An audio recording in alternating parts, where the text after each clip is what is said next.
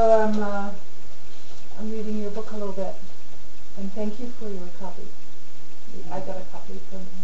Of course, you helped me out with that. Yeah, well, it's great. So we're going to talk about Merkabahs today. And it says here in your book that what a Merkabah is, like to explain it to people, it's made up of 3 octahedrons. An octahedron is like 2 pyramids, one pointing up and one pointing down, kind of stacked together. So then the Merkabah is 3 of those, and they're like nested within each other, right? Yeah. Can you tell me a little bit more about that? Yeah, Merkabah is, Mer is light, Ka is spirit, and Ba is body, so it's light, spirit, body. Okay. And it's like you said, 3 octahedrons spinning opposite directions of each other, inside each other. Okay. And it's a true time machine and teleporter. And it's a creation tool also. Okay. So you've used Merkabahs and you've had experiences with them, right? Yeah, that's only one key or tool. It's like the golden key, the Merkabah. Okay. So what have been some of your experiences using that tool? Well, my first experience with the Merkabah, Seth, when we would do the mirror exercise, making eye contact with yourself, he said to breathe in the Merkabahs and blow them out, a bunch of them. So I was breathing in the Merkabahs and blowing them out, making eye contact in the mirror. And then after a little while, I became one of the Merkabahs, and I can see all the other Merkabahs around me. And I was flying faster than the speed of light, it felt like. Wow. That's a cool experience. Yeah. Yes. So it's a tool to use. It's like the key, as you said, a tool to use for time travel, for teleportation, also for other things, or even it's a creation tool too. The Ascended Masters use Merkabahs. You can ascend with it. The fuel is the desire. But another experience I had with the Merkabah, like Seth said, if you can do the training for 90 days, you can change water into gasoline and grow a flower like a Hollywood wizard. And we were planting wheatgrass one day, and we had seedless dirt planting wheatgrass. And I said to my wife, remember when Seth said we can grow a flower like a Hollywood wizard? And I put my hands down and I visualized the Merkabah spinning. And then when I lifted my hands up, there was a sprout. So it was able to create a sprout without a seed. Wow, that's pretty amazing. So you can use a Merkabah for creation. Yeah. Like that. And it's also really your tools. It's like one of your key tools. Yeah. Okay. So what else have you used it for? Let's see. One day I'll unlock the door with it. Tell me about that. Yeah. The doorknob was locked, and I visualized the Merkabah around the doorknob, and I was jiggling it, and it was locked.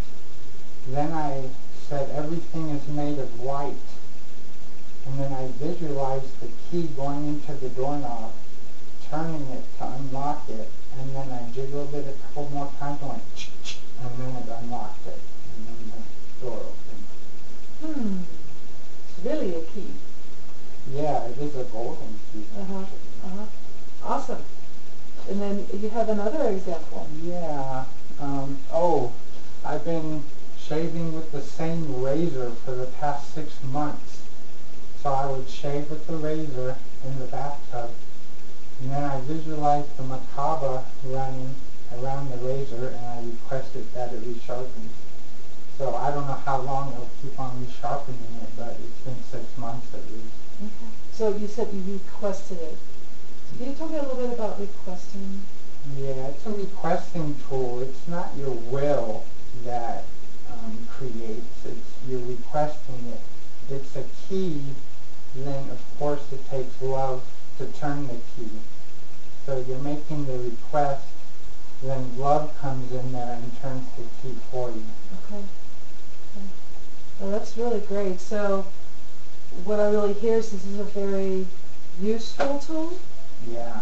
So people can use it for sharpening razor blades or growing things or creating things.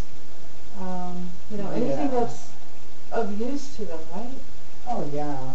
Well, that's Whatever the imagination can think of. I mean, in the book, you're supposed to picture the macabre around you for 10 minutes a day, and then you request it that it stays running all day. So you're like in it all day, and then stuff will happen. Okay, so you've also mentioned before the Merkabah as like the Star of David, and by the way, you have a nice little Christmas tree. It's Christmas coming up, so the Star of David as a Merkabah, how does that Yeah, like on YouTube, you look up macabre, they're using the Star of David, but we got given a different type of macabre. Okay. Yeah, the octahedron is by itself, it's really powerful conductor of energy. Okay. I'm not too familiar with the macabre of the Star of David, but this one's really powerful, the one we got from Seth. Okay. And the one that you describe here, it is 3 of them nested inside, right? And one is... The first one is gold. Okay. And it spins like a top to the right, and you say 12, the number 12. Okay. And then inside of that one, you visualize another octahedron spinning the opposite direction, and it's aquamarine, mother of pearl. And then you say 21. And then inside of that octahedron is a violet one, and it's spinning to the right. And then you say the number 33. And this is around your body, and you visualize it for 10 minutes a day. Okay. And the colors and the numbers also mean something, right? Yeah, there's specific meaning to the colors, there's specific meaning to the numbers even, which is all in my book. Okay. Okay. Well, thank you for explaining that and, giving some great examples of how to use it.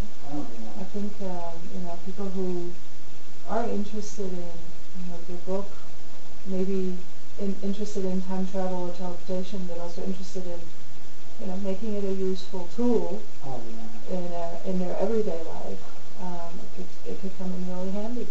So, yeah, the more you do the training, the more powerful you become. Okay. It might not work right away at first. The more you do it, more powerful you become, and more easier it is for that key return. Okay. So it does take practice. Don't expect results like in the first minute. Yeah, exactly. Necessarily, have some patience, right? Yeah. Okay. Well, thank you, James. Well, thank you. That's great.